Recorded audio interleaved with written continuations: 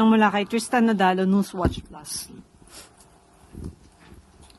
Good afternoon, Yusek. Sa isang interview po sa Davao City, sinabi ni Vice President Sara Duterte na galit ang mga tao sa ginawa sa dating Pangulo 1 year since his arrest. So the Vice President says Filipinos remain angry over the arrest of the former president and that this anger will not subside until he is brought back to the Philippines.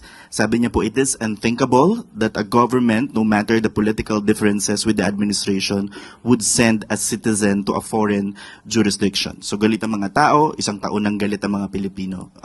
Ano po ang assessment nyo dito? Ulitin natin, sana tinanong niyo siya. Gaano karaming tao ang galit? Dahil itong pagpapadala kay dating Pangulong Duterte sa Dahig, ay ito ang unang hudyat para mabigyan ng hustisya, hindi lamang po ang mga biktima ng EJK, pati na rin po ang dating Pangulong Duterte. Wala po tayong masasabi kung lahat ba ng Pilipino ay galit.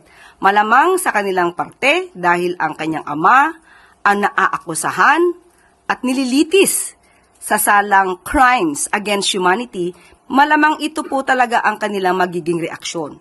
Pero sa parte po ng mga tao na nagsusulong ng human rights at lumalaban sa mga karumal-dumal na pagpatay na bunga ng EJK at war on drugs ni dating Pangulong Duterte, hindi naman sila galit at sila'y nagpupunyagi.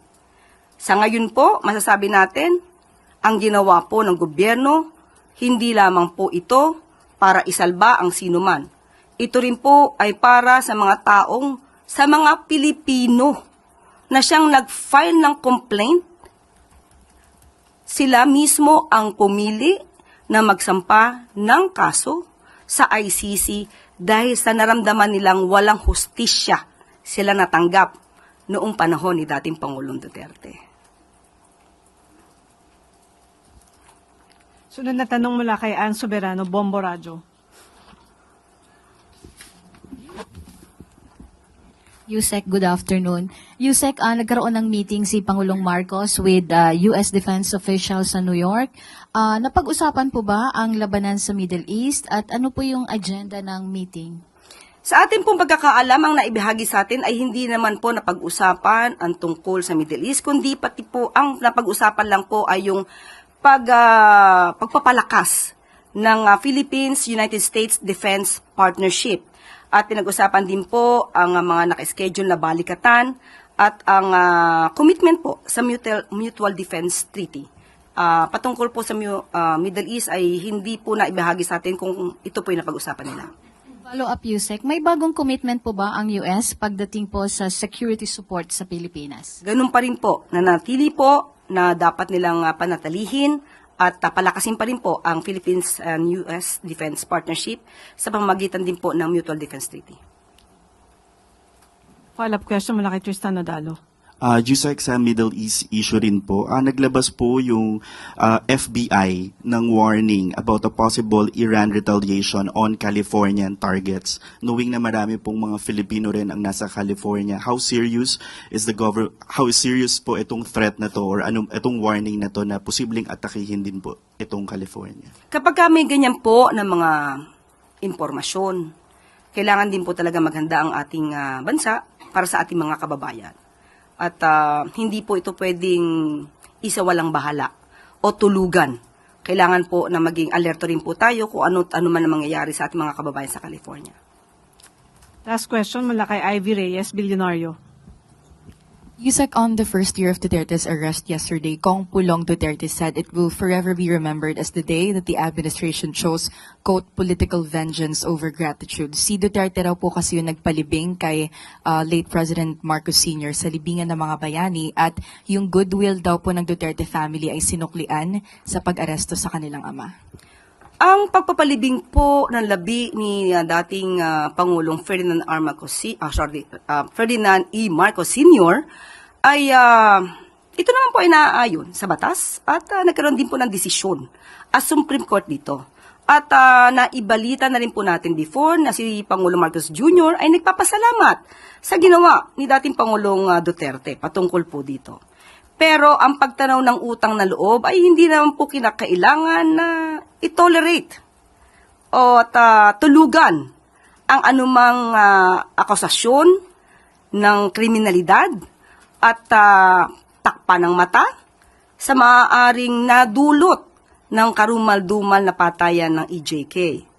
Hindi rin po pwedeng ipikit ng gobyerno at ng Pangulo ang kanyang mata sa mga sinapit po ng mga complainants dito sa ICC. So, muli, nagpapasalamat po si Pangulong Marcos Jr. sa ginawang ito ni dating Pangulong Duterte at ito naman po ay sinang-ayunan ng Supreme Court at wala naman po nalalabag na batas. Yun naman po. Yusek, follow-up lang po. Are we expecting a change in leadership in the Tourism Department? Secretary Frasco po.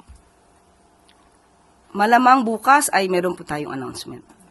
So is that confirmation that there will be a change in leadership? Pwedeng oo, pwedeng hindi. Magbibigay kami ng announcement tomorrow. Is this Sumakit ang ulo.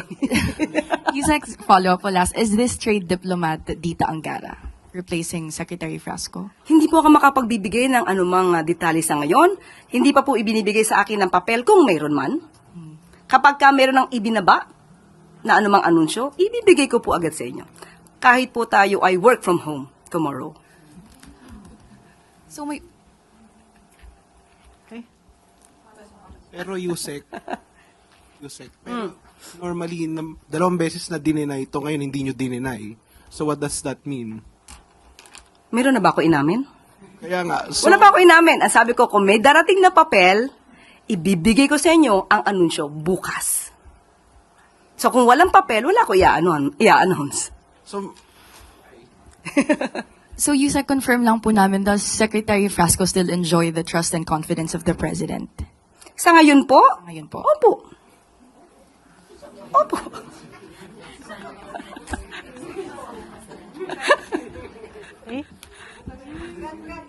Katrina Domingo, ABS. Yes. Ma'am, before, clarifying. By the way, Yes, ma'am, go ahead. how was your trip?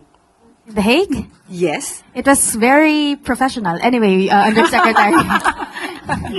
Undersecretary, basing from Alexis's question, before when he asked you about yung potential cabinet changes, you would immediately respond saying na he or she enjoys the confidence and trust of the president. Now there seems to be a shift in terms of the directness of the answer. Oh, really? Yes, there is.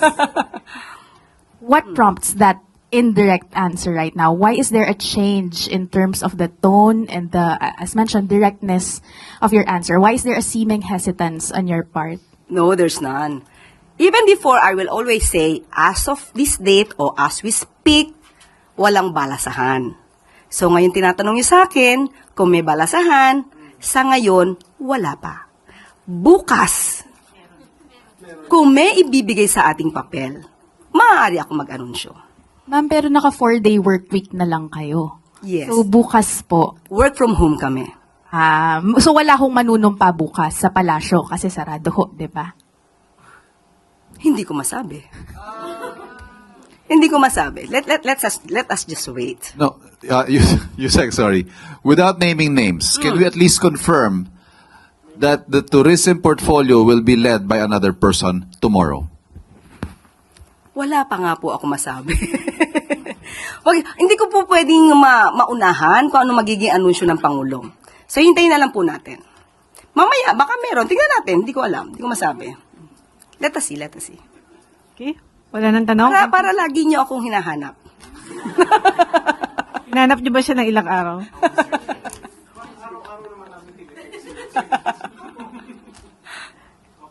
Okay?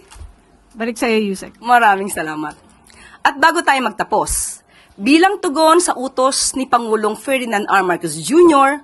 na pagaanin ang pasanin ng mga tsuper at magsasaka, mamimigay ng 5,000 pisong cash assistance ang DSWD sa mga kwalipikadong driver. Ito ang tiniyak kahapon ni Social Welfare and Development Secretary Rex Gatchalian sa isinagawang press briefing sa Malacanang. Aniya, malinaw ang utos ng Pangulo. Ang tulungan ang ating mga kababayan na direktang apektado ng pagtaas ng presyo ng petrolyo. sa ilalim ng Assistance to Individuals in Crisis Situations o AICS ng DSWD